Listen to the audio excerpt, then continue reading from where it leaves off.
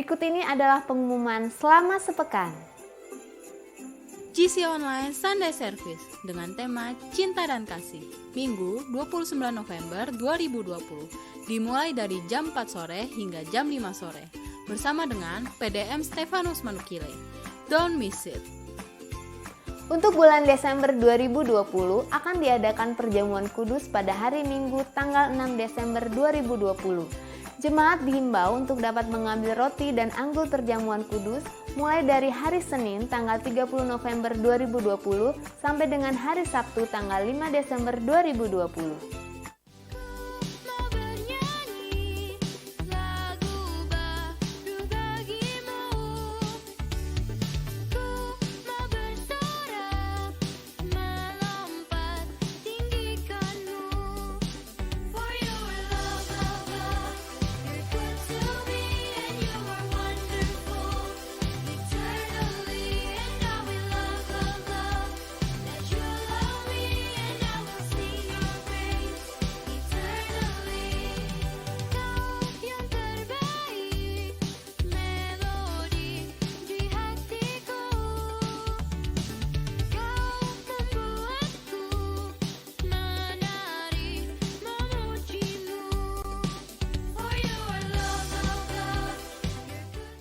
Teman-teman, ayo kita ikutan sekolah minggu online GBI Rayong 17 Lampung.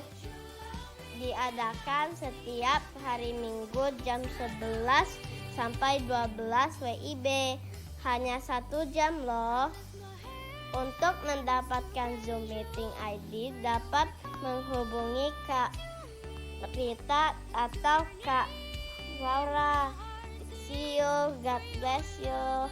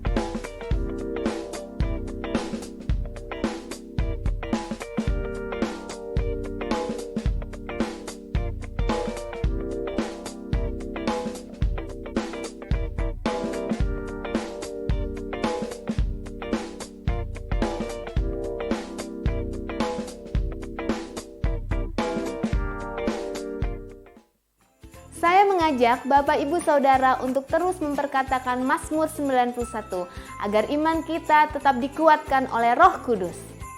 Bagi saudara yang rindu untuk mendukung gerakan GBI Sehati Tanggap COVID-19, bisa menyalurkan bantuan saudara berupa dana melalui transfer ke rekening BCA di nomor 17801164119 atas nama GBI Malahayati Misi. Atau jika saudara ingin memberikan bantuan dalam bentuk barang, dapat mengirimkannya langsung ke GBI Malahayati di Jalan Laksamana Malahayati nomor 126 Teluk Betung Selatan, Bandar Lampung. Kami mengucapkan terima kasih kepada Bapak Ibu yang sudah mendukung gerakan ini. Tuhan Yesus memberkati. Sekarang tiba waktunya untuk kita semua bangkit berdiri bersama-sama dan mengucapkan deklarasi Pentakosta ketiga. Pentakosta ketiga adalah pencurahan Roh Kudus yang dahsyat di zaman now, melebihi yang terjadi di Azusa Street. Pentakosta ketiga akan mengakibatkan penuaian jiwa yang terbesar dan yang terakhir sebelum Tuhan Yesus datang kembali. Pentakosta ketiga akan membangkitkan generasi Yeremia, yaitu anak-anak muda yang dipenuhi Roh Kudus, cinta mati-matian kepada Tuhan Yesus, tidak kompromi terhadap dosa dan akan bergerak untuk memenangkan jiwa. Pentakosta ketiga lahir di Indonesia dan bergerak ke bangsa-bangsa. Gerakan ini dari timur ke barat dan akan kembali ke Yerusalem. Pentakosta ketiga akan memberikan kuasa dan menyelesaikan amanat agung, dan setelah itu Tuhan Yesus datang kembali. Amin. Bagi jemaat yang membutuhkan pelayanan konseling, dukungan doa, ataupun pelayanan lainnya, dapat menghubungi call center berikut ini. Dan khusus bagi jemaat yang membutuhkan dukungan doa, dapat mengisi formulir permohonan doa yang terdapat dalam mobile aplikasi GBI Rayon 17 Lampung dan website gbirayon17.com. Berikut ini adalah cara untuk mengisi formulir permohonan doa melalui website. Buka browser Anda, kemudian ketik di kolom pencarian dengan gbirayon17.com. Lalu scroll ke bagian bawah dan klik permohonan doa. Scroll ke bagian bawah, isi nama, alamat, nomor telepon, email, serta permohonan doa yang ingin didoakan, dan klik submit. Dan melalui mobile aplikasi adalah sebagai berikut. Masuk ke dalam mobile aplikasi GBI Rayon 17 Lampung. Kemudian pilih ikon permohonan doa. Isi nama, nomor telepon, email, serta permohonan doa yang ingin didoakan. Kemudian klik submit.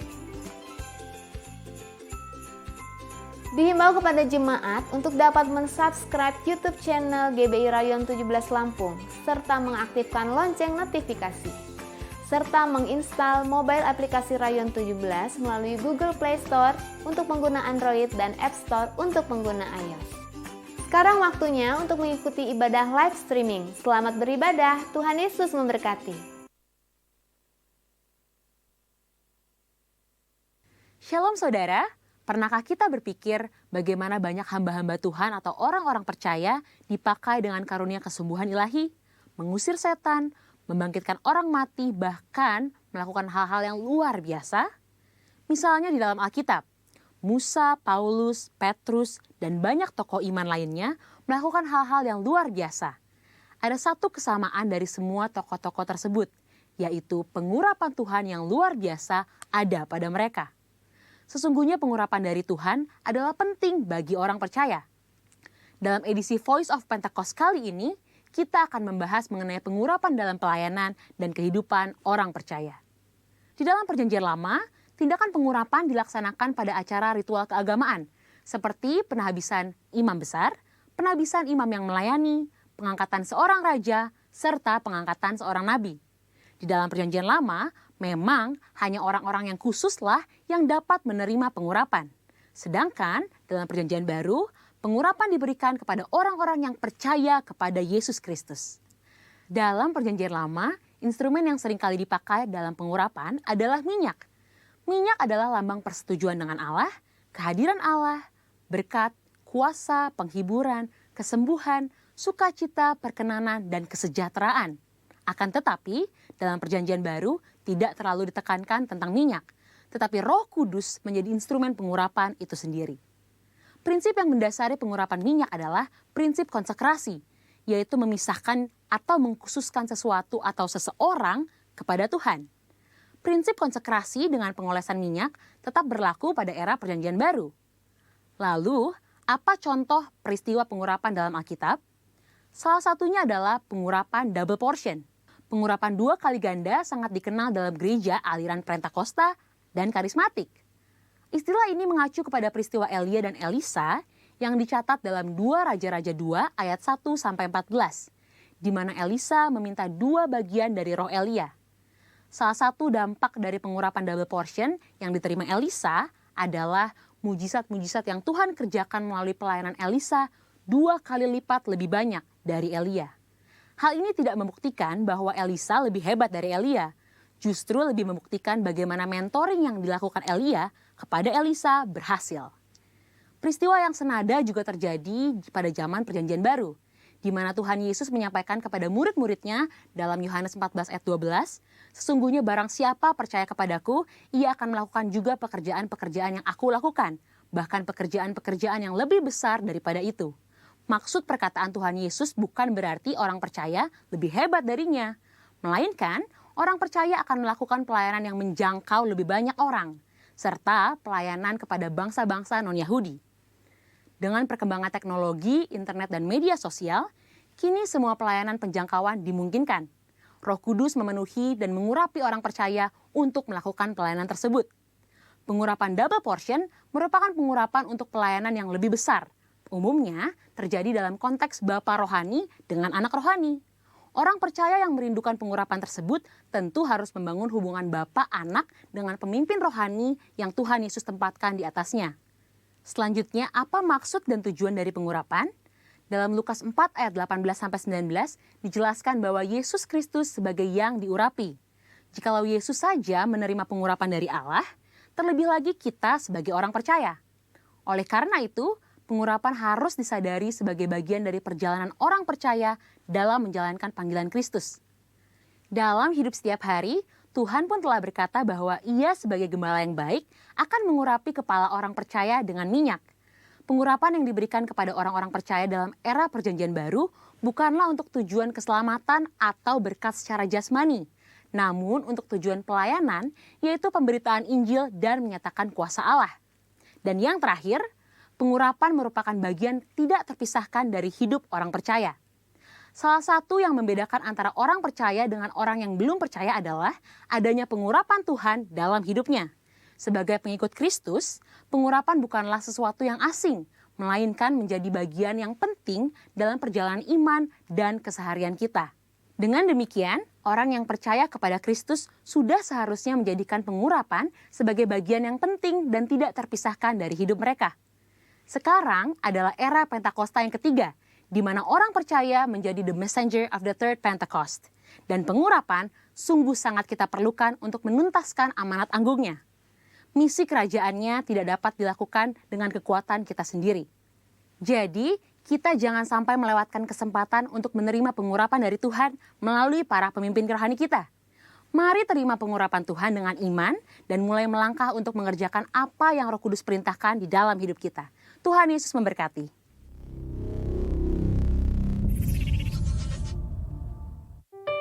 Shalom Bapak Ibu Saudara yang berkati Tuhan. Shalom. Puji Tuhan, pagi hari ini kita kembali dapat beribadah bersama-sama. Mari sama-sama kita siapkan hati kita buka hati kita pagi hari ini. Saya percaya sementara kita berdoa, memuji, menyembah Tuhan, sementara kita mendengarkan kebenaran firman Tuhan pagi hari ini, percayalah dengan iman, ada kuasa Tuhan bekerja di tengah-tengah kita. Haleluya, mari kita berdoa. Bapa, kami bersyukur buat semua kebaikan-Mu, buat semua perbuatan-Mu yang ajaib dalam hidup kami. Betapa hati kami penuh akan ucapan syukur, sebab rencana-Mu Tuhan tidak pernah gagal dalam hidup kami. Sebab kami tahu Tuhan tidak pernah tinggalkan kami. Engkau Bapa yang setia bagi setiap kami. Sebab itu Tuhan, bawa kami umat-Mu hari-hari ini terus berjalan bersama dengan-Mu. Bawa kami terus mengandalkan Engkau Tuhan. Berharap hanya kepada-Mu ya Tuhan. Jangan pernah biarkan kami berjalan sendiri tanpa Tuhan. Pegang tangan kami dengan tangan-Mu yang perkasa itu ya Tuhan. Kami percaya ketika Tuhan bersama dengan kami, kami akan terus berjalan di dalam kemenangan demi kemenangan, kemuliaan demi kemuliaan. Terima kasih Bapa, terima kasih Yesus, terima kasih Roh Kudus. Haleluya. Amin.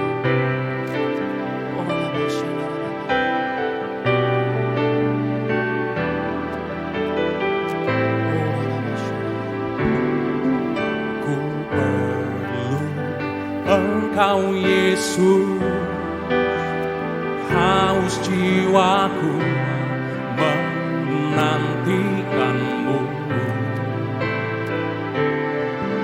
Ku percaya Kau penuh pengharapanku di dalam-Mu. Yesus, hanya Kau yang ku andalkan, melebihi siapapun juga. Yesus, Yesus, hanya Kau yang ku percaya.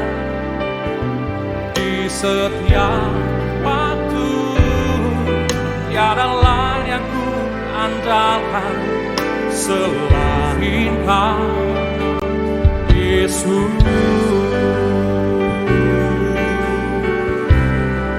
Mari sama-sama. Ku perlu Engkau, Yesus. Haus jiwaku menantikanmu.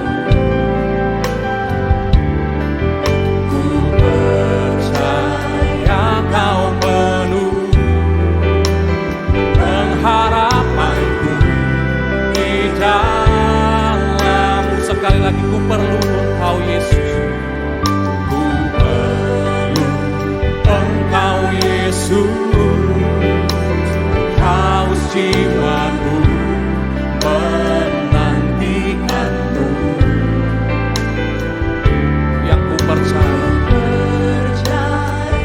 Kau penuh pengharapanku di dalam-Mu.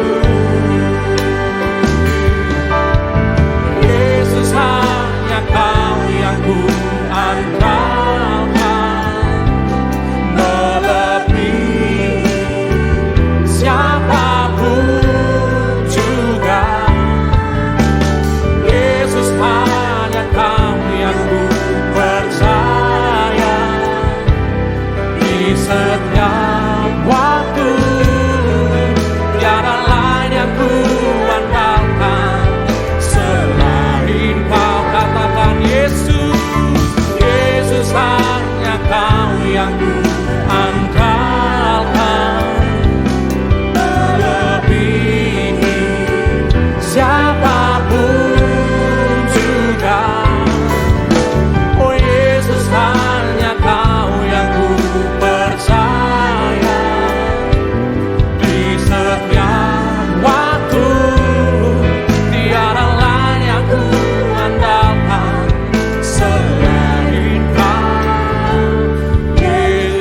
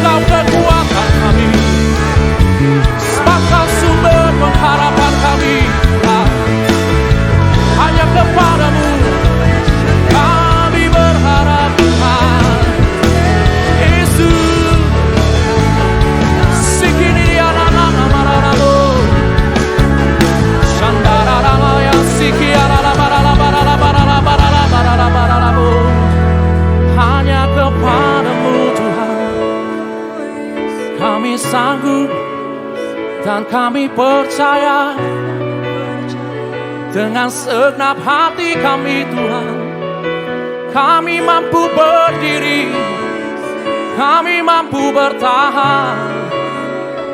Itu semuanya karena-Mu, kekuatan dari-Mu. Terima kasih Yesus Tuhan. Terima kasih Roh Kudus, buat anugerah-Mu bagi kami, melimpah bagi kami. Oh, hati kami Tuhan, ini hati kami Tuhan. Kami bawa hidup kami bagi-Mu. Kaulah sumber kekuatan kami, Kaulah sumber pengharapan. Tiada yang lain Tuhan, tiada yang lain. Sungguh tiada yang seperti-Mu Yesus.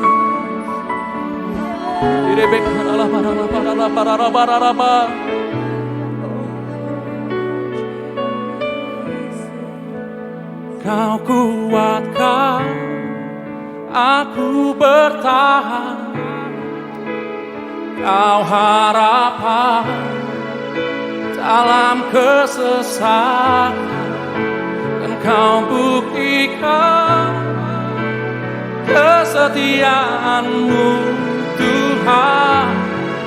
Engkau Allah Immanuel.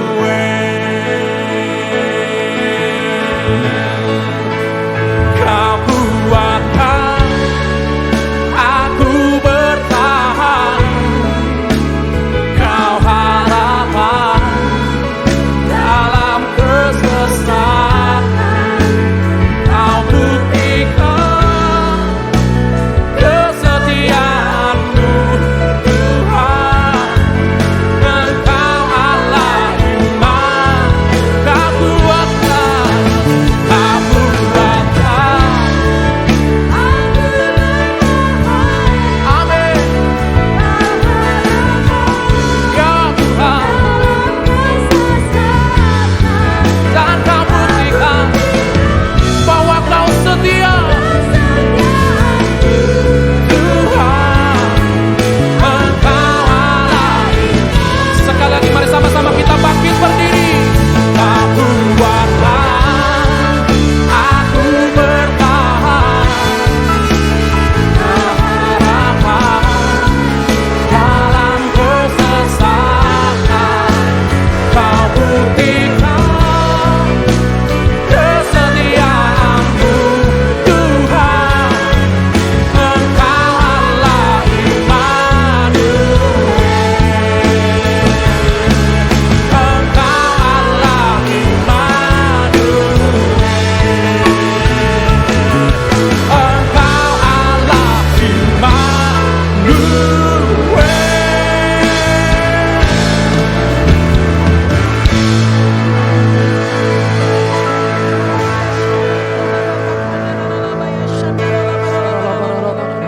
Immanuel. Engkau Allah Immanuel. Sungguh Engkau Allah yang kami andalkan setiap saat, setiap waktu bagi setiap umat-Mu Tuhan. Engkau Allah yang menjadi jaminan bagi setiap kami yang berharap kepadamu hari-hari ini. Kami katakan Tuhan, Engkau yang berdaulat penuh atas seluruh kehidupan umat-Mu. Apapun keadaan kami hari-hari ini, kami percaya Engkau memelihara kami begitu sempurna. Amin. Tuhan. Engkau melindungi, Engkau menjaga, Engkau membela Tuhan. Bahkan Engkau Tuhan memelihara kami Tuhan. Terima kasih, kami bersyukur. Engkau memberkati setiap umat-Mu yang hari ini Tuhan. Bersama-sama membangun mezbah di dalam ibadah-ibadah Tuhan. Di dalam rumah-rumah masing-masing kami percaya. Ketika kami membawa pujian, penyembahan bagi Engkau. Engkau hadir di tengah-tengah umat-Mu. Hadirat-Mu menjamah umat-Mu. Engkau menguatkan mereka yang lemah. Engkau membangkitkan semangat yang mulai patah Tuhan. Bahkan Engkau menyembuhkan mereka yang sakit di dalam nama Tuhan Yesus. Terima kasih kuasa-Mu bekerja atas umat-Mu ya Tuhan. Engkau membuat terobosan bagi umat-Mu hari ini ya Tuhan. Mereka yang mengalami jalan buntu, Allah bekerja bekerja menyatakan kuasa-Mu bagi umat-Mu di dalam nama Yesus. Sesungguhnya tidak ada yang mustahil bagi Engkau Tuhan. Engkau bekerja menyatakan kedaulatan-Mu bagi umat-Mu. Terima kasih. Kami bersyukur untuk keluarga-keluarga dipulihkan, diberkati. Usaha pekerjaan dipulihkan, diberkati di dalam nama Yesus. Bahkan studi sekolah umat-Mu juga diberkati di dalam nama Yesus. Terima kasih, kami bersyukur Tuhan. Kami mengangkat tangan kami bagi bangsa kami hari-hari ini Tuhan. Kami percaya Engkau bekerja atas Indonesia bersama dengan setiap umat-Mu dalam rumah-rumah kami masing-masing. Kami terus menyatakan Tuhan, Engkau Allah bagi Indonesia. Engkau Tuhan bagi Indonesia di dalam nama Yesus. Apapun kabar keadaan hari ini yang kami dengar, tapi kami percaya Allah bekerja buat bangsa kami. Hari ini kami percaya Tuhan, perlindungan Tuhan atas bangsa kami, atas gereja Tuhan, atas umat Tuhan di Indonesia di dalam nama Yesus. Biar Engkau Tuhan membangkitkan roh keberanian bagi setiap umat-Mu. Apapun yang kami dengar, apapun hari-hari yang kami lihat lewat media-media massa, kami percaya roh-Mu membangkitkan keberanian umat-Mu ya Tuhan, untuk berdiri bagi bangsa ini Tuhan. Engkau tidak memberikan roh ketakutan bagi umat-Mu, tapi roh yang membangkitkan ketertiban untuk mereka melakukan apa menjadi kehendak-Mu bagi bangsa ini. Terima kasih Tuhan, Engkau memberkati seluruh bangsa kami dengan keamanan, Engkau memberkati dengan damai sejahtera, Engkau memberkati dengan kasih yang daripada-Mu atas bangsa ini di dalam nama Yesus. Menjelang pilkada yang akan dilaksanakan serentak atas Indonesia, kami sepakat dari rumah-rumah kami masing-masing, kami lepaskan shalom atas Indonesia, atas kota-kota, kami lepaskan damai sejahtera Tuhan di dalam nama Yesus. Kami percaya tidak akan ada satu yang terjadi tanpa seizin Tuhan. Semua yang sedang Kau izinkan terjadi, kami mau melihat kebaikan Tuhan dinyatakan bagi Indonesia. Terima kasih buat pemimpin yang tertinggi sampai yang terendah dari bangsa ini. Engkau memberkati, Engkau memberikan hikmat, biar kekuatan daripada Allah meneguhkan setiap keputusan kebijakan untuk membawa bangsa ini keluar dari masalah yang ada. Terima kasih Tuhan, Kau mengangkat derajat bangsa kami karena kebenaran Tuhan ditegakkan atas Indonesia. Berkati Tuhan, kami bersyukur ya Tuhan. Dan bersama dengan setiap umat-Mu kami juga sepakat berdoa bagi Bapak-Bapak rohani kami Tuhan. Kami bersyukur untuk Bapak Niko Nyoto Raharjo, Gembala Pembina kami dan keempat wakilnya. Kami bersyukur untuk Ibu Debbie yang kami kasih bersama dengan keluarga besarnya Tuhan. Kau memberkati berlimpah-limpah. Pakai lebih lagi lewat doa, lewat pelayanannya, ada kuasa Tuhan bekerja. Bahkan secara khusus kami juga menopang hamba-Mu Tuhan, Bapak Budi Cahyadi, Gembala Rayon 17 yang hari ini juga melayani pekerjaan Tuhan. Engkau memberkati dimanapun hamba melayani umat-Mu ya Tuhan. Kuasa Tuhan, pengurapan Tuhan bekerja atas hamba-Mu di dalam nama Tuhan Yesus. Biar pengurapan Allah memampukan hamba menjadi berkat bagi banyak bangsa, bahkan bagi setiap umat Tuhan, gereja Tuhan, di dalam nama Yesus. Bersama dengan ibu dan kedua putrinya, berkati berlimpah-limpah, ada perlindungan Tuhan atas hamba-Mu ini di dalam nama Yesus. Terima kasih Bapak, terima kasih, pakai lebih lagi ya Tuhan. Dan kami percaya hari ini Kau akan memberkati kami Tuhan, dengan berkat firman Tuhan lewat hamba-Mu yang Kau utus Tuhan, untuk menyampaikan benih-benih firman Tuhan. Berkati hamba-Mu ya Tuhan, biar Engkau pakai hamba-Mu lebih lagi untuk menyatakan isi hati-Mu ya Tuhan. Pengurapan-Mu, kebenaran-Mu ya Tuhan, diimpartasikan atas setiap umat-Mu yang ada di rumah-rumah ya Tuhan. Biar kuasa Tuhan bekerja atas hamba-Mu yang akan menyampaikan isi hati-Mu. Kami bersyukur ya Tuhan. Hanya di dalam nama Tuhan Yesus kami menyerahkan ibadah kami. Engkau bekerja menyatakan kedaulatan-Mu lewat hadirat-Mu dan kuasa firman Tuhan lewat pujian penyembahan. Hanya di dalam nama Yesus kami berdoa. Haleluya. Amin. Amin. Sekali lagi mari kita sama-sama berikan tepuk tangan yang meriah buat Tuhan Allah kita. Haleluya. Kita bersyukur buat segala kebaikan Tuhan.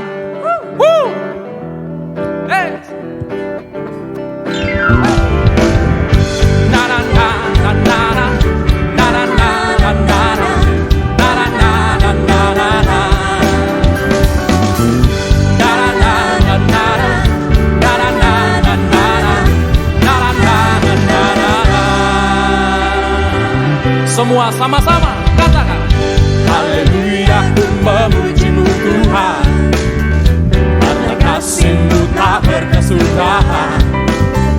Biarkan bernafas memuji Sang Raja, di atas gunung dan di dalam samudra.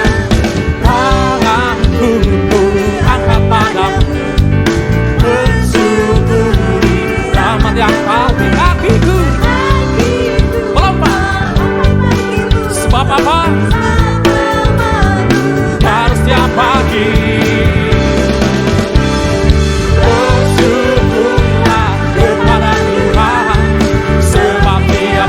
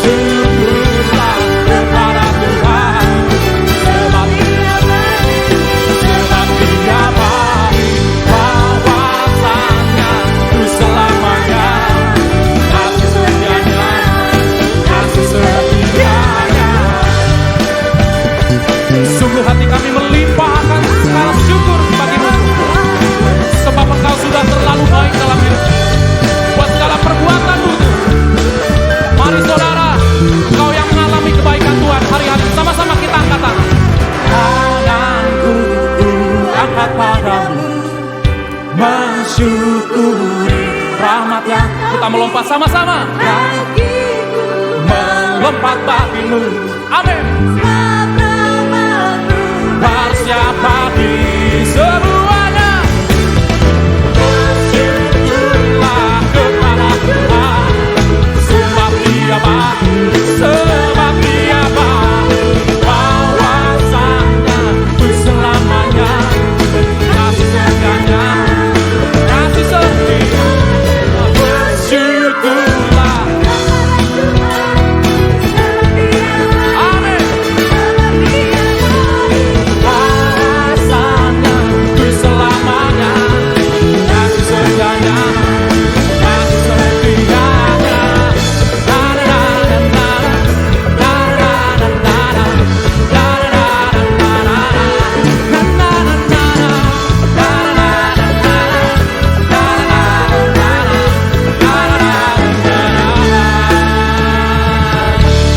Haleluya. Sama-sama kita sorakan kembali. Haleluya. Tepuk tanganmu yang terbaik buat Tuhan Allah kita. Haleluya. Hey.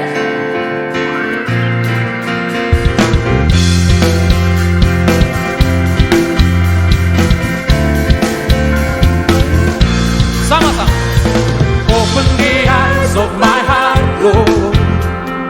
Open the eyes of my heart. I want to see you. I want to see you. Open the eyes. Open the eyes of my heart, Lord. Open the eyes of my heart. I want to see you. I want to see you. To see you. To see you. High and lifted up. Shining in the light of your glory. Pour out your power and love as we sing, holy, holy, holy. To see you high and lifted up. Shining in the light of your glory. Yes, pour out your power and love as we sing, holy, holy, holy. Open the eyes. Let's open the eyes of my heart.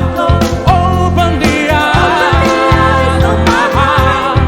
I want to see you. I want to see you. One more time. Open the eyes. Hey. Open the eyes of my heart, Lord. Open the eyes of my heart. I want to see you. Yes, God. I want to see you. To see you high and lifted up, shining in the light of your glory. Pour out your power and love as we sing, holy, holy, holy. To see you high and lifted up, shining in the light of your glory. Just pour out your power and love as we sing, holy, holy, holy. Sing holy, holy, holy, holy. Holy, holy, holy. Holy, holy, holy. I want to see you. Holy, holy, holy. You are holy, holy, holy. Yes, you are holy, holy, holy. I want to see you. Come on, sing out holy, holy, holy, holy. Holy, holy, holy. Yes, holy, holy, holy. I want to see you. One more time. Sing holy, holy, holy, holy. Yes, holy, holy, holy. Amen. Yes, holy, holy, holy. I want to see you.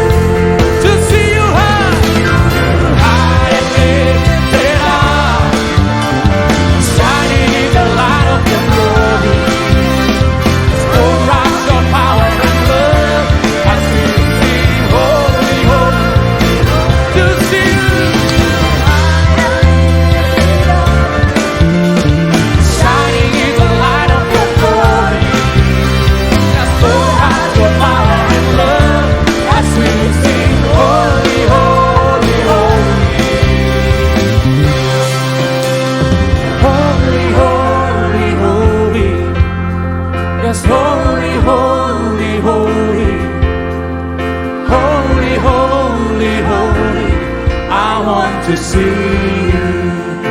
Sing holy, holy, holy, holy, holy, holy, holy, holy, holy, holy, holy. I want to see you. Yes, you are holy.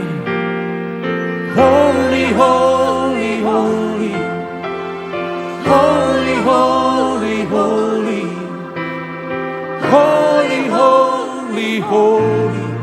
I want to see you. Hallelujah. We want to see you, Lord. Yes, we want to see you, Lord. Hallelujah.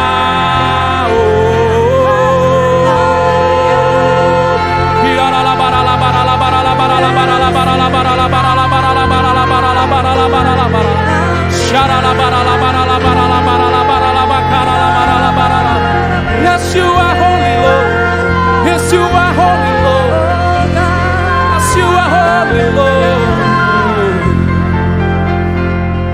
Dimuliakan, ditinggikan, Yesus Tuhan. Kau Rajaku, Kau yang bertahta, yang bertahta, Kau yang berkuasa, oh Yesus Tuhan, Yesus Tuhan, Kau Rajaku.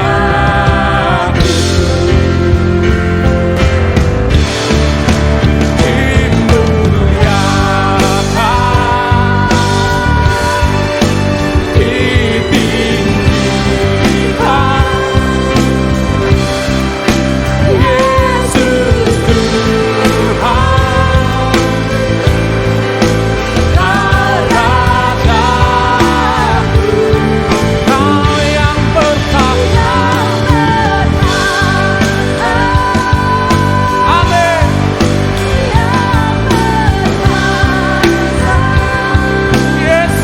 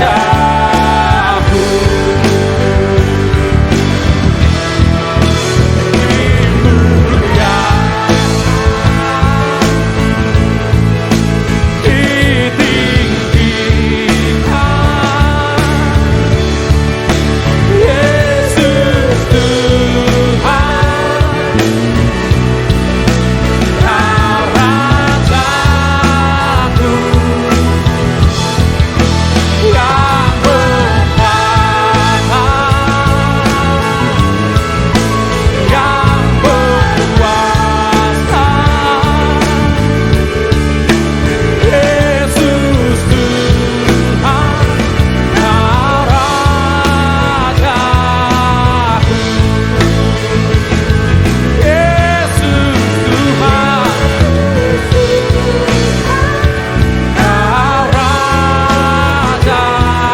Sekali lagi katakan, Yesus Tuhan, Yesus Tuhan, Kau Rajaku.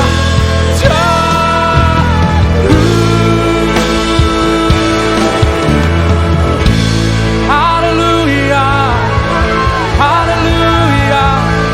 Engkau Tuhan, Engkau Tuhan dan Raja kami. Haleluya. Sungguh hanya Engkau Tuhan Raja dalam hidup kami. Terima kasih Tuhan. Terima kasih. Ya, setiap pujian dan penyembahan kami menjadi persembahan yang berbau harum di hadapan-Mu ya Tuhan. Kami siapkan hati kami Tuhan. Kami buka hati kami terus Tuhan. Untuk menerima berkat firman-Mu pagi hari ini ya Tuhan. Jamah setiap hati kami ya Roh Kudus. Urapi kami lebih lagi. Terima kasih. Di dalam nama Tuhan Yesus. Haleluya. Sama-sama kita katakan. Amin. Silakan duduk kembali Bapak Ibu Saudara. Shalom jemaat GBI Mahalayati Lampung di bawah pengembalaan Pendeta Budi Cahyadi. Terima kasih buat kesempatan melayani lewat online. Saya akan mulai dengan sebuah kisah di mana ada seseorang sedang berdiri di depan pintu, sedang memegang kopi. Tiba-tiba ada orang masuk, menabrak, menyenggol, menyentuh tangannya. Lalu keluarlah kopi, mengotori seluruh bajunya. Karena di situ banyak orang, lalu orang yang lain mulai melihat dan mulai bertanya sama temannya, kenapa kopinya tumpah? Lalu temannya bilang, ya jelaslah kita udah lihat dia ditabrak, maka keluarlah kopi itu. Lalu temannya kembali mulai menekankan, kenapa kopi yang keluar? Lalu temannya mulai agak bingung, apa maksud kamu? Maksud saya adalah, karena cangkir itu berisi kopi, maka waktu disentuh, disenggol, ditabrak, maka yang keluar itu kopi. Seandainya cangkir itu berisi teh, maka yang keluar teh. Seandainya cangkir itu berisi coklat, maka yang keluar coklat. Lalu teman itu mulai mengatakan, itulah gambaran kehidupan kita. Waktu kehidupan kita disentuh, disenggol, ditabrak, apa yang keluar dari hidup kita, itulah yang ada di dalam isi hati kita dan isi pikiran kita, itulah yang keluar. Waktu COVID-19 menabrak, menyentuh, menyenggol kehidupan kita, lalu apa yang keluar dari hidup kita, itulah yang ada di hati dan pikiran kita. Maka hari ini, saya akan berkhotbah dengan judul pemilik dan pengelola. Atau dengan kata lain, ke bahasa kerennya stewardship. Apa yang dimaksud dengan stewardship?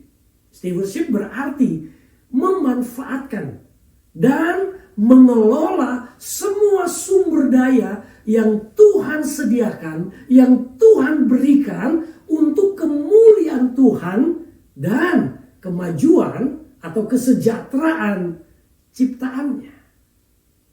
Atau esensinya pengelola menurut Alkitab ini adalah mengelola segala sesuatu yang Tuhan bawa atau Tuhan berikan di dalam kehidupan seseorang. Seorang ini yaitu orang percaya, yaitu baik pekerjaan, rumah, jabatan, harta lain-lainnya, itu dengan penuh tanggung jawab dan dengan cara menghormati Tuhan.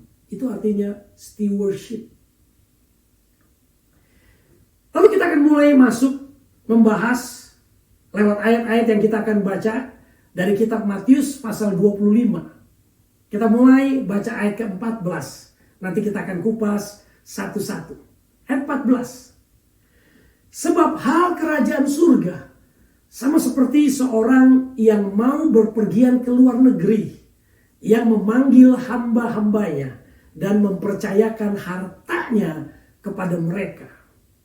Konteks pasal 25 ini jelas berbicara mengenai akhir zaman, berbicara mengenai masuk dalam kerajaan surga. Itu lebih jelas lagi ayat-ayat sebelumnya, sebelum ayat 14 ini, itu mengisahkan 5 gadis yang bodoh dan 5 gadis yang bijaksana. Jadi ini suatu hal yang penting, serius, yang perlu kita bahas dan perlu kita dengar sama-sama. Ada kata firman Tuhan ini dikatakan seorang yang mau pergi. Tuhan ini mau pergi, seorang siapa? Saya percaya konteks ini, ayat ini berbicara mengenai Tuhan Yesus yang pergi ke rumah Bapa lewat cara mati di atas kayu salib, dikuburkan dan bangkit pada hari ketiga, kemudian naik ke surga dan berjanji, aku akan datang kembali. Sebagaimana cara kamu melihat aku naik ke surga, dan kamu akan lihat aku akan datang kembali. Karena kita juga ingat Tuhan Yesus pernah berkata, aku ingin, aku rindu, di mana aku berada, kamu pun berada. Jelas konteks ini berbicara mengenai dia yang pergi ke rumah Bapa. Lalu di ayat ini juga ada kata lain, yaitu hamba yang dipercayakan. Hamba berbicara konteks ini yaitu doulos, budak. Apa maksudnya budak? Kalau dalam konteks ini kita punya pengertian artinya, Tuhan itu adalah pemilik segalanya. Tuhanlah yang memiliki semua apapun yang ada di dunia ini, termasuk yang ada di tangan kita, harta, jabatan, rumah, apapun. Nah, kita hanya punya hak pakai saja. Hak untuk mengelola saja, bukan pemiliknya. Maka jelas di sini ada perbedaan antara tuan pemilik dan hamba pengelola. Jadi kita akan bahas dengan jelas antara pemilik dan pengelola. Bahkan kita harus sadar, kita harus mengerti. Bahwa di Kolose 3 ayat 23 berkata, atau kita diberi nasihat bahwa apapun yang kita lakukan, kita harus lakukan untuk Tuhan. Kenapa? Karena Tuhanlah yang memiliki semuanya. Juga dalam 2 Korintus 5 ayat yang ke-10. Sebab kita semua ini harus menghadap taktanya. Jadi kita hanya pengelola, bukan pemilik. Kita harus menghadap taktanya, pemilik. Bahkan di 1 Korintus 10 ayat 26, dengan gamblang, dengan jelas, dia berkata demikian. Bumi serta segala isinya adalah milik Tuhan. Kembali ditekankan, adalah milik Tuhan, ada pemiliknya, ownership-nya itu Tuhan. Kita hanya pengelolanya, kita hanya stewardship-nya. Kalau Tuhan pemilik, artinya kita tidak punya apa-apa. Semua ini pinjaman, jasa saya ini pinjaman, laptop saya ini titipan pinjaman, hanya hak pakai. Semua yang punya pemiliknya adalah Tuhan. Kalau Tuhan pemilik, kita mengelolanya itu juga apa? Dengan baik. Saya ambil contoh. Siapa di antara kita ini pernah bermalam atau nginep di rumah orang lain? Kalau katakan pernah, saya percaya kita semua pernah bermalam atau nginep di rumah orang lain. Seperti saya seorang hamba Tuhan, saya banyak pelayanan di berbagai tempat. Ada tuan rumah yang menyiapkan hotel, tapi ada yang menitipkan di rumah jemaatnya. Dan berapa kali saya tidur di rumah jemaat di mana gereja saya melayani. Saya pastikan waktu saya masuk ke kamarnya bersih, karena ini kamar pinjaman, saya hanya mengelola beberapa hari selama saya bermalam di situ. Saya pastikan waktu saya kembalikan kamar itu kepada pemiliknya, kepada ownernya, harus bersihnya sama atau lebih bersih dari sebelumnya. Kenapa? Karena saya sadar ini bukan punya saya. Apalagi kita tahu hamba Tuhan, nanti ngomongin orang, aduh itu hamba Tuhan itu pendeta gue undang, itu di rumah tinggal itu, waduh ada kolornya ketinggalan, ada sikat giginya ketinggalan, aduh itu baunya kotornya, itu menyangkut nama baik. Maka saya pastikan karena ini bukan barang saya, bukan rumah saya, bukan kamar saya, maka saya kelola dengan baik, karena saya diberi hak pakai, pinjam beberapa hari. Maka saya percaya, kalau kita sadar, hidup ini bukan kita punya Tuhan, kita akan gunakan dengan penuh tanggung jawab. Kita lanjutkan ayat 15, Matius 25 ayat 15. Yang seorang diberikannya 5 talenta, yang seorang lagi 2, dan yang seorang lain lagi 1, masing-masing menurut kesanggupannya, lalu ia berangkat. Talenta adalah ukuran timbangan di Timur Tengah pada zaman Alkitab. Kurang lebih besarnya 3.000 shikal atau sekitar 34 kilogram. Ini tergantung, tidak dijelaskan ini emas atau ini perak. Dan banyak juga penafsir angkanya itu tidak sama, tapi kurang lebih minimal. Hari ini kita bahas, kita punya gambaran. Nah, dalam zaman perjanjian baru, 1 talenta itu merupakan ukuran jumlah uang yang sangat besar nilainya. 1 talenta itu 10.000 dinar. 1 dinar kita tahu itu 1 hari kerja. Yang dijelaskan dalam Matius 18 ayat 24. Matius 25 ayat 14 dan 30. Coba kita bayangkan kalau 1 talenta 10.000 dinar itu dibagi kalau 1 tahun itu 365 hari, itu kita dapat angka 27,4 tahun tuh. Kita kerja 27 tahun,4 itu kita bekerja, dapat uangnya itu kurang lebih gambaran 1 talenta. Artinya biar dapat 1 talenta, ini jumlahnya besar. Dan yang menarik juga, seseorang dikasih 5 talenta, 2 talenta, dan 1 talenta itu menurut kesanggupannya. Dan sangat menarik untuk dibahas. Prinsip manajemen berkata begini, you cannot manage what you cannot measure. Kamu tidak bisa mengelola apa yang tidak dapat kamu ukur. Demikian juga firman Tuhan di dalam 1 Korintus 10 ayat 13 berkata, pencobaan-pencobaan yang kamu hadapi tidak melampaui kekuatanmu. Artinya Tuhan Maha tahu kesanggupan kita. Maka dia beri pencobaan juga sesuai dengan kesanggupan. Dia beri talenta juga sesuai dengan kesanggupan kita. Prinsip manajemen juga berkata demikian. Jadi bagi kita sekarang orang percaya di tengah-tengah krisis COVID-19 ini, supaya Tuhan bisa memberikan talenta betul lebih besar, juga kita harus apa? Tingkatkan kesanggupan kita. Misalnya apa? Dengan cara belajar sesuatu yang baru. COVID-19 itu memaksa setiap kita untuk belajar sesuatu yang baru. Sekarang pendeta-pendeta belajar untuk khotbah di kamera, belajar untuk menggunakan kamera, untuk belajar menggunakan IT, dan seterusnya. Ikuti seminar, ikuti kursus, dan sebagainya untuk meningkatkan sesuatu pengetahuan atau kemampuan atau kesanggupan kita. Khususnya di tengah-tengah pandemi ini, kita harus dipaksa mau gak mau harus meningkatkan kesanggupan kita. Kita lanjutkan ayat 16, Matius 25, 16 dan 17. Lalu kita loncat ayat ke-23, lalu kita mengambil satu kesimpulan. Bagian orang yang menerima 2 talenta dan 5 talenta ini bagaimana nasibnya. Kita baca ayat 16. Segera pergilah hamba yang menerima 5 talenta itu. Ia menjalankan uang itu lalu beroleh laba 5 talenta.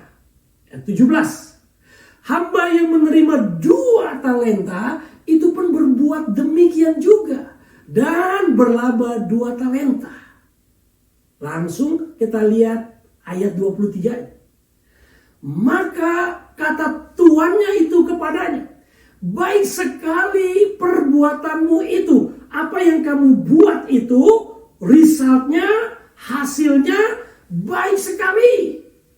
Hai hambaku yang baik dan setia.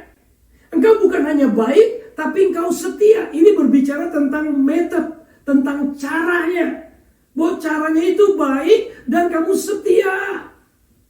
Setia mencatat keuangan, setia mencatat pengeluaran, setia membayar pajak, setia apa yang harus dibayar. Misalnya pegawai semua pokoknya dikelola dengan baik dan setia. Dan firman Tuhan berkata, engkau telah setia memikul tanggung jawab dalam perkara yang kecil. Aku akan memberikan kepadamu tanggung jawab dalam perkara yang besar. Artinya apa? Trustworthy, dipercaya. Hamba yang menerima 5 dan 2 talenta ini dipercaya. Cara mengelola baik, setia. Masuklah dan turutlah dalam kebahagiaan Tuhanmu. Itulah yang mendapatkan 2 dan 5 talenta. Lalu kita compare, kita bandingkan dengan orang yang menerima 1 talenta. Ayat 18, kita baca sama-sama. Tetapi hamba yang menerima 1 talenta itu pergi dan menggali lubang di dalam tanah lalu menyembunyikan uang tuannya itu. Mengapa hamba ini menyembunyikan talentanya ke dalam tanah. Kenapa? Kita bahas. Dan semoga kita tidak bernasib seperti orang yang menerima 1 talenta ini. Yang pertama, atau poin pertama, orang yang menerima 1 talenta ini, dia tidak menggunakan kata segera. Kita perhatikan, penggunaan kata segera itu begitu penting dalam kehidupan setiap kita. Kita baca, perhatikan baik-baik Matius 25 ayat 16. 17 dan 18 kita bandingkan. Saya ulangi baca ini pelan-pelan ya saudara. Perhatiin, bagus sekali. Ayat 16 berkata ini. Segera pergilah hamba yang menerima 5 talenta itu. Perhatikan kata segera pergi yang menerima 5 talenta ini. Ayat 17. Hamba yang menerima 2 talenta itu pun berbuat demikian juga. Berbuat demikian juga. Berbuat apa? Segera pergi, mengusahakan, pergi bekerja, pergi bertindak. Ayat 18 kita baca. Bandingkan dengan yang menerima 1 talenta. Tetapi, ayat 18 ini saudara. Hamba yang menerima 1 talenta itu dia pergi. Tapi pergi tidak mengusahakan, pergi tidak bekerja, pergi tidak memaksimalkan, pergi dengan tidak setia, pergi dengan tidak bertanggung jawab. Pergi kemana? Pergi menggali lubang.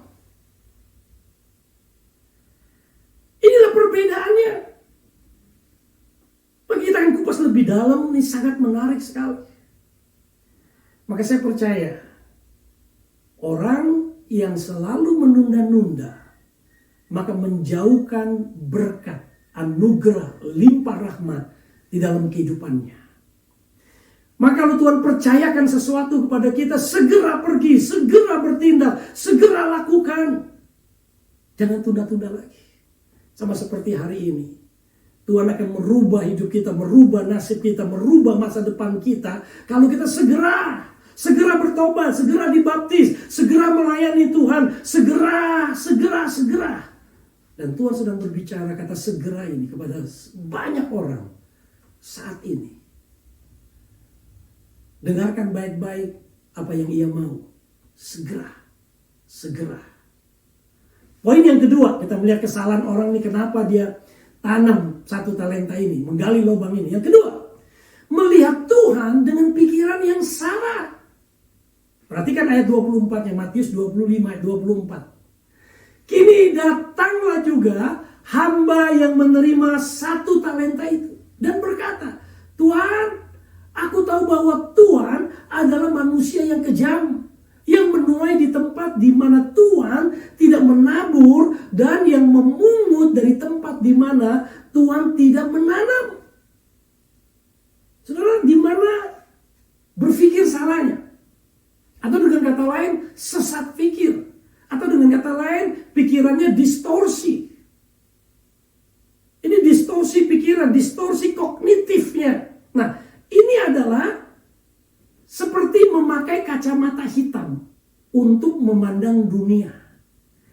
Kita akan terfokus hanya pada hal-hal yang negatif dan mengabaikan aspek positif yang ada. Misalnya, kita datang ke gereja, kita nggak suka dengan pemimpin puji-pujiannya. Aduh, ini pemimpin puji-pujiannya overacting, loncat-loncat lah, gayanya itu kebanyakan. Kita gak suka dengan pemimpin pujian ini yang hari ini memimpin di gereja. Kita akan langsung berpikir bahwa gereja itu menyebalkan. Gereja itu gak benar. Gereja itu gak baik. Dan mengabaikan fakta bahwa banyak hal yang positif tentang gereja itu selain pemimpin pujiannya.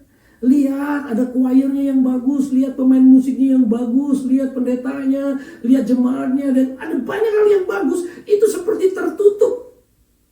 Kenapa? Karena pikirannya sudah distorsi, sudah sesat pikir, salah berpikirnya.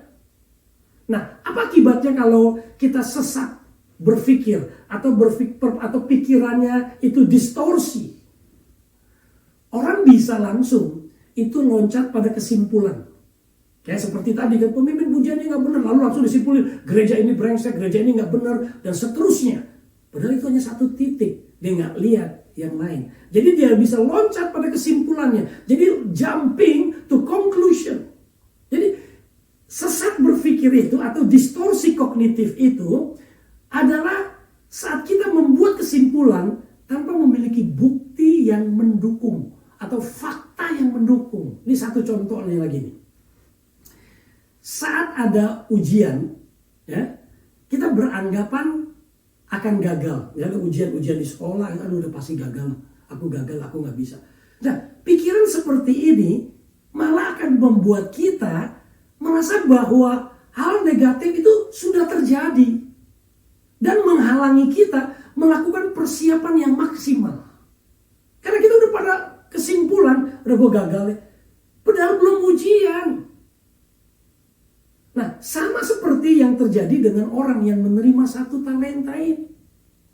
Dia belum berusaha, belum mencoba, belum bertindak, udah jumping kepada conclusionnya, udah jumping pada kesimpulannya. Wah, nggak bisa. Ini Tuhannya kejam nih, nggak bisa. Kenapa? Udah distorsi pikirannya. Jadi akibatnya dia menggali lubang dan menanam 1 talenta itu. Yang ketiga, menjalani dengan motivasi takut. Ini terlihat dengan jelas di Matius 25 ayat 25. Karena itu aku takut dan pergi menyembunyikan talenta Tuhan itu di dalam tanah. Ini terimalah kepunyaan Tuhan. Perhatikan, orang yang sedang mengalami ketakutan itu memiliki kecenderungan untuk menyembunyikan diri dari orang-orang lain. Karena tidak berani mengambil resiko yang akan membahayakan dirinya sendiri. Semakin kuat rasa takut itu, maka semakin dia mengurung diri dalam ruangan yang terkunci rapat. Perhatikan teman-teman kita, perhatikan juga diri kita. Pada waktu kita dikuasai ketakutan, apa kecenderungannya? Lari, menyembunyikan diri. Apakah kita lupa kisah tentang Adam dan Hawa? Ketika mereka tahu bahwa Tuhan mengetahui pelanggaran mereka, mereka sudah makan buah terlarang itu dan mereka telanjang. Apa yang dilakukan Adam dan Hawa? Mereka takut dan mereka bersembunyi. Ketakutan itu selalu diiringi dengan sembunyi. Persis tepat apa yang terjadi dengan menerima 1 talenta ini. Dia tahu kesalahannya. Dia sebagai budak, sebagai dulos yang semestinya tidak bisa membantah kepada tuannya, tidak bisa protes kepada tuannya, tidak ada lain hanya melaksanakan dengan setia, penuh tanggung jawab. Tapi dia tidak bertanggung jawab, dia tidak setia. Dia menggali lubang dan mengubur talenta itu. Yang keempat, perbuatan yang jahat dan malas.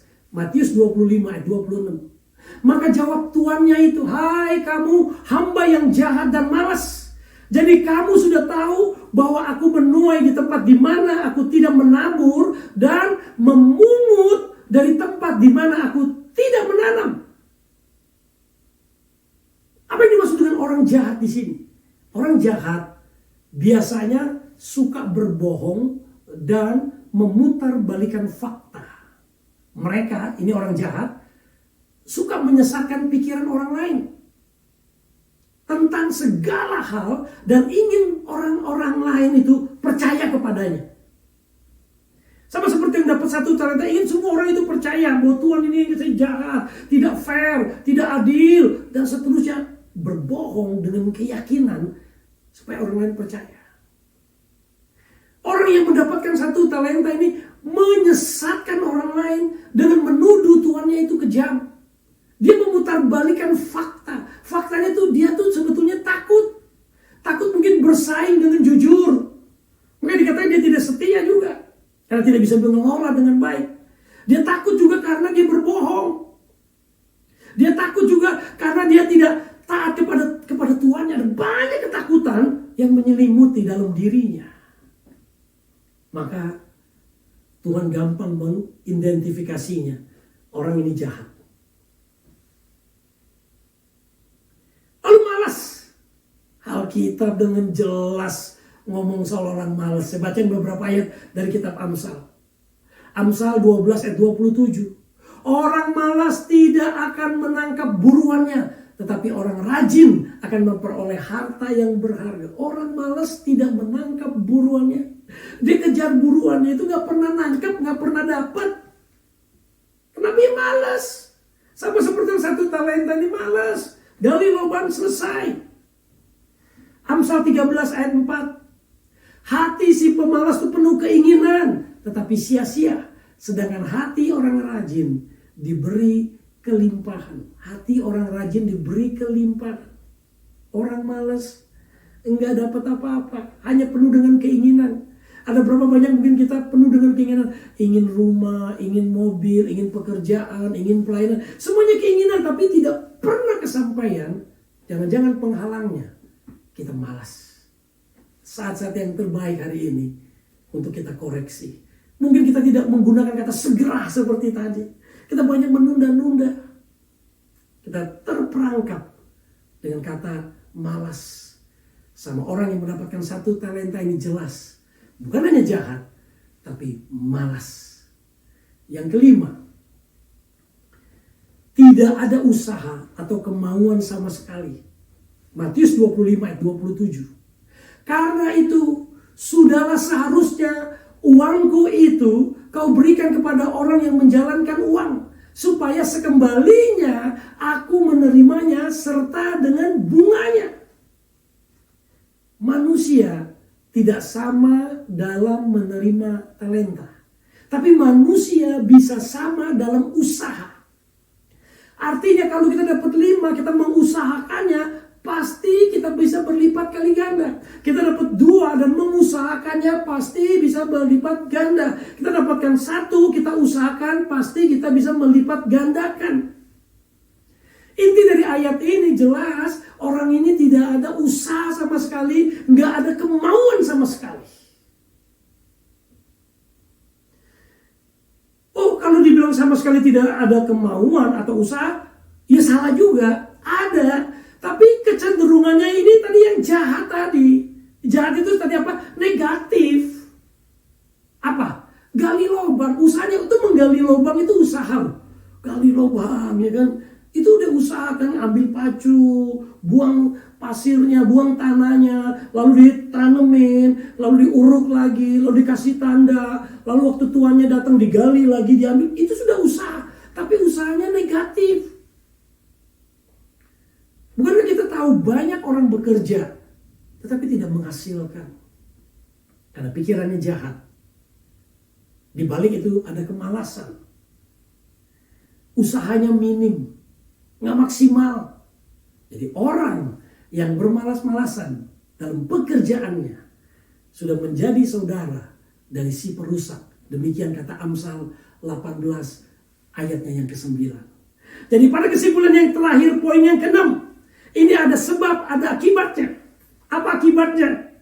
Kalau kita tidak segera jalan mengusahakan, melainkan kita jahat dan bermalas-malasan, ini akibatnya. Matius 25 ayat 28. Sebab itu ambillah talenta itu daripadanya dan berikanlah kepada yang mempunyai 10 talenta itu. Ingat, semua kita ini harus menghadap takhta pengadilan Kristus. Supaya setiap orang yang memperoleh apapun ya yang kita terima, kita harus mempertanggungjawabkannya. Itu dicatat 2 Korintus 5 ayat yang ke-10. Sebagai kesimpulannya, kalau kita lupa poin yang di atas begitu banyak, ingetin kalimat ini. Kita harus sadar, Tuhan pemilik, kita hanya pengelola.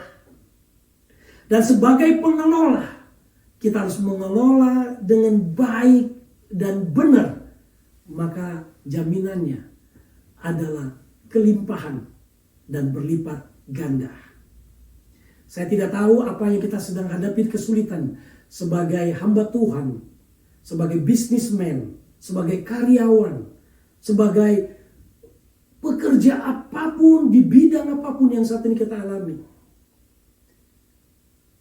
Apa yang Tuhan sudah percayakan kepada kita, ingat, semua titipan Dia. Dia pemiliknya, kita hanya pengelola. Kalau kita sadarin ini, kita akan lakukan dengan penuh tanggung jawab. Penuh dengan rasa syukur dan terima kasih apa yang Tuhan percayakan kepada kita. Maka kalau kita kelola dengan benar, tidak ada istilah sulit, susah di tengah-tengah COVID-19 ini. Karena sebagai pemiliknya Tuhan, membuka jalan di mana tidak ada jalan. Orang yang letih lesu di tengah COVID-19 ini karena tahu semua milik Tuhan, maka dia akan berlari dan berjalan. Tidak letih dan lesu karena Tuhan memberi kekuatan dalam hidup setiap kita. Waktu COVID-19 menabrak kita, apakah yang keluar dari hati hidup kita? Milik Tuhan ini semua atau milik kita? Tuhan Yesus memberkati. Mari kita tundukkan kepala dan kita berdoa. Bapa di surga, terima kasih buat firman yang hamba sampaikan hari ini. Pemilik atau pengelola. Tuhan, bukakan, selikan mata setiap kami. Bahwa apapun yang kami miliki, semua milik Tuhan, kepunyaan Tuhan. Kami hanya diberi hak pakai. Kami hanya dititipi. Maka kami mengelola dengan baik dan benar dan dengan setia Tuhan. Kalau saat ini apa yang kami kelola bermasalah, mungkin saat yang terbaik kami introspeksi. Karena selama ini kami mengelolanya tidak seperti kami mengelola untuk Tuhan. Kita tidak melakukannya seperti kami melakukan untuk Tuhan. Tapi biar hari ini lewat firman kami dibukakan, disadarkan, disingkapkan. Karena semua milik Tuhan, kepunyaan Tuhan, kami harus kerjakan dengan sebaik-baiknya, dengan setia dan penuh tanggung jawab. Dan Tuhan sebagai ownership-nya, pemiliknya, akan membuka jalan di saat tidak ada jalan. Akan memberi kekuatan di saat tidak ada kekuatan. Memberi hikmat di saat kami kekurangan hikmat. Maka Bapa, hamba berdoa untuk umat-Mu saat ini mendengar firman Tuhan. Apapun yang menjadi kebutuhan mereka, Tuhan tolong bukakan jalan. Tegur, ajar, didik kami. Dalam nama, di atas segala nama kami berdoa. Yaitu nama Tuhan Yesus Kristus. Tuhan memberkati. Saudara, sebentar kita akan memberikan persembahan. Saudara bisa memberikan persembahan dengan 3 macam cara. Yang pertama, saudara bisa memberikannya dengan melakukan mobile banking atau ATM transfer kepada rekening-rekening bank yang ada di layar saudara. Atau saudara bisa melakukan e-payment dengan men-scan QR yang ada di layar saudara. Atau saudara bisa memasukkan persembahan saudara dalam amplop, lalu kemudian saudara bawa ke gereja dan memasukkan di kotak persembahan yang ada di gereja. Kalau saudara sudah siap untuk memberikan persembahan, saya mengundang kita semua untuk bangkit berdiri dan kita akan mengucapkan deklarasi persembahan ini bersama-sama.